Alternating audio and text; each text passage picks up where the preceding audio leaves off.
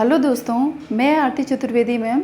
आज मैं आपको 12th क्लास बायो का फर्स्ट चैप्टर जिसमें हम पुष्प की संरचना के बारे में पढ़ेंगे, वो चीज़ मैं आज आपको बताऊंगी। पुष्प के बारे में तो मैंने एक वीडियो बना दी थी पहले ही, उसमें मैंने आपको समझा दिया था। आज हम पढ़ेंगे पुष्प की संरचना।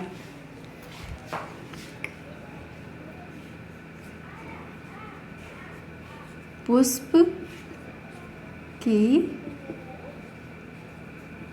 संरचना, ठीक है। अब पुष्प की संरचना, जो पुष्प की संरचना होती है उसके 4 पार्ट होते हैं। मतलब वो कितने पार्ट से मिलकर बना होता है, मेन उसके कितने भाग होते हैं, 4, ठीक है। तो पहला आपका कौन सा हो गया, पहला जो पार्ट है वो कौन सा होगा आपका, बाह्य दल पुंज, जिसको हम इंग्लिश में क्या बोलते हैं, कैलेक्स। क्या कहलाता है, कैलेक्स, ठीक है। बाह्य दल पुंज, हम यहाँ पे एक फूल की संरचना बना लेते हैं।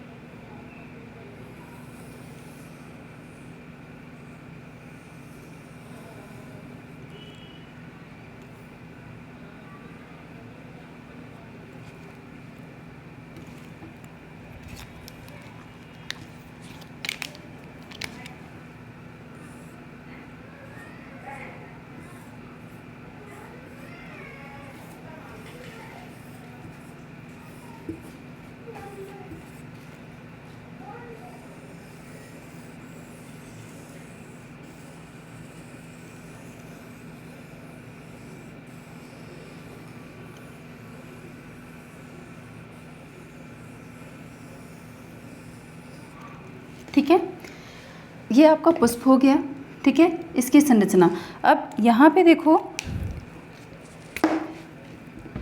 यहाँ पे ग्रीन कलर की लीफ जैसी संरचना दिखाई देती है। जब आप पुष्प देखोगे तो कुछ इस तरह से ग्रीन कलर की संरचना दिखाई देती है, ठीक है। तो ये जो ग्रीन कलर की संरचना है, जो फ्लावर के सबसे ऊपरी भाग में होती है। आपने देखा होगा कि जब जो हमारा पुष्प होता है, जब बड या कलिका के स्टेज में होता है, तो उसको एक हरे रंग की संरचना चारों तरफ से कवर किए होती है। वो आपका क्या कहलाता है, बाह्य दल पुंज। जब पुष्प खिला नहीं होता, जब वो कलिका के रूप में होता है, तो जो उसकी सुरक्षा करने का काम करता है वो कौन करता है, बाह्य दल पुंज, ठीक है, जिसको हम क्या बोलते हैं, कैलेक्स भी बोलते हैं, ठीक है। तो हम इसको क्या लिखेंगे कि जो कलिका की सुरक्षा करता है वो बाह्य दल पुंज कहलाता है, ठीक है। ये पहला पार्ट आपका हो गया। इसको हम क्या बोलेंगे, बाह्य दल पुंज, या क्या बोलते हैं हम इसको, कैलेक्स, ठीक है। फिर आपका आता है दूसरा क्या हो गया आपका, दल पुंज। दल पुंज क्या कहलाता है, ये जो आपका कलरफुल भाग है, ये वाला कलरफुल भाग है, ये आपका क्या कहलाएगा, दल पुंज। ये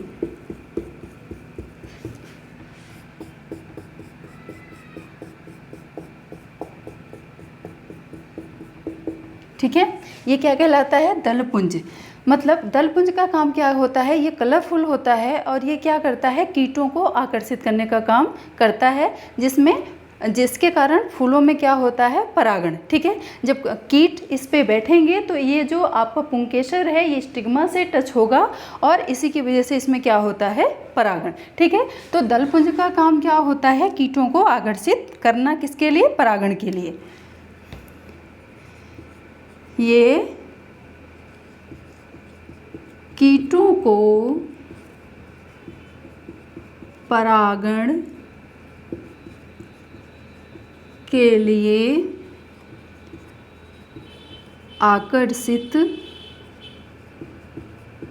करने का काम करता है। ठीक है, समझ में आ गई बात। ये वाली जो संरचना होगी ये आपकी क्या कहलाएगी? दल पुंज। दल पुंज, या इसी को क्या बोलते हैं? करोला। करोला, ठीक है, इसी को हम क्या बोलेंगे? करोला। ठीक है, तीसरा जो भाग हो गया, तीसरा भाग कौन सा है? जायांग। ठीक है, जायांग जायांग को हम क्या बोलेंगे? स्त्री केशर। ये वाला जो पार्ट है बीच वाला, मतलब यहाँ से लेकर यहाँ तक वाला भाग, वो आपका क्या कहलाएगा? जायांग। ठीक है, ये वाला आपका पार्ट, ये आपका क्या कहलाएगा?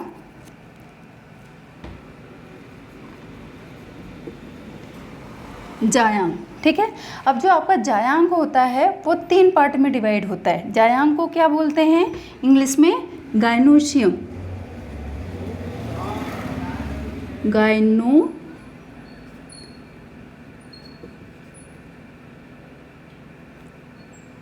गायनोशियम। ठीक है, गायनोशियम।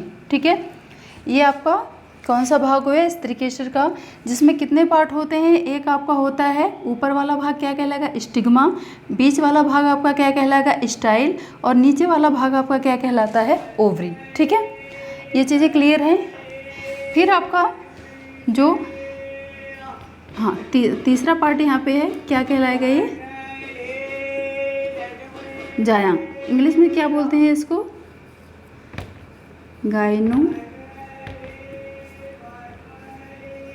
गायनोशियम। एक मिनट, गायनोशियम। ठीक है, ये क्या कहलाएगा? पुष्प का मादा जनन अंग क्या कहलाता है? जायांग कहलाता है। ठीक है, जिसके 3 पार्ट होते हैं।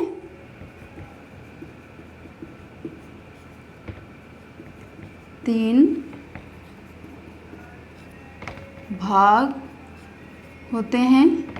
पहला कौन सा हो गया? वर्तिकाग्र।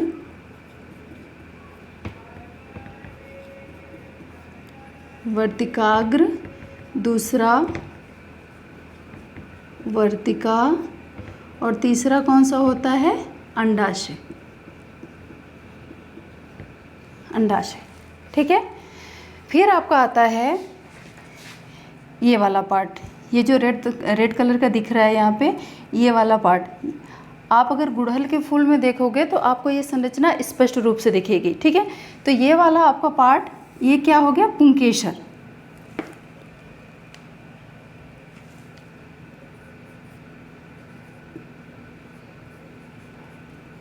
या इसी को क्या बोलते हैं? एंड्रोसियम।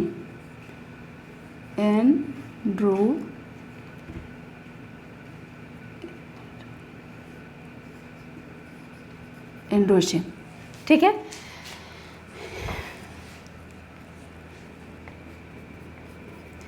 चौथा क्या होगा आपका? जायांग। तीसरा जायांग और चौथा क्या होगा?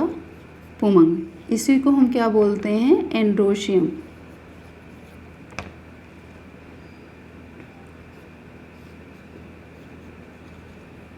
ठीक है, पुष्प का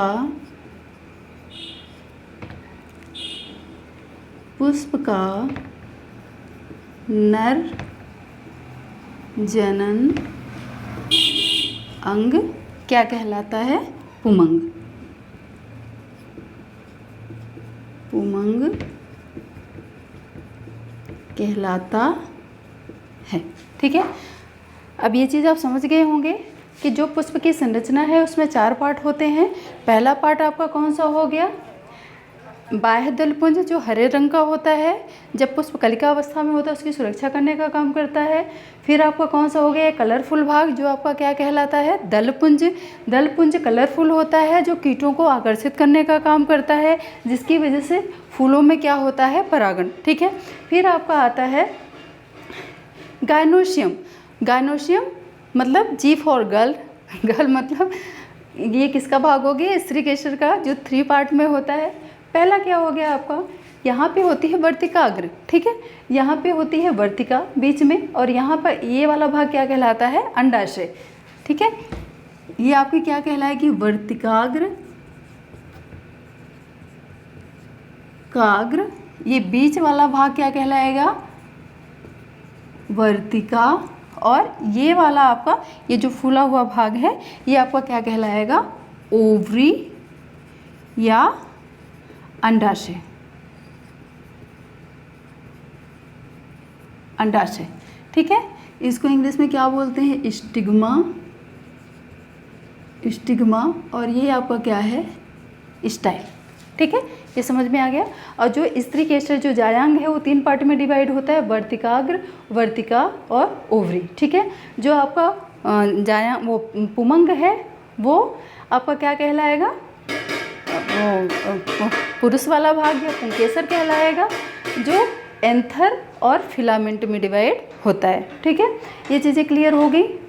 अब आगे जब आपको परागण पढ़ाएंगे अगली क्लास में, तब हम बताएंगे कि ये जो आपका पुंकेसर है और ये जायांग है आपस में ये कैसे मिलते हैं, और इसमें फिर फर्टिलाइजेशन कैसे होता है, और यहाँ पे आके इनमें बीजों का निर्माण कैसे होता है। ठीक है, आज के लिए बस इतना ही।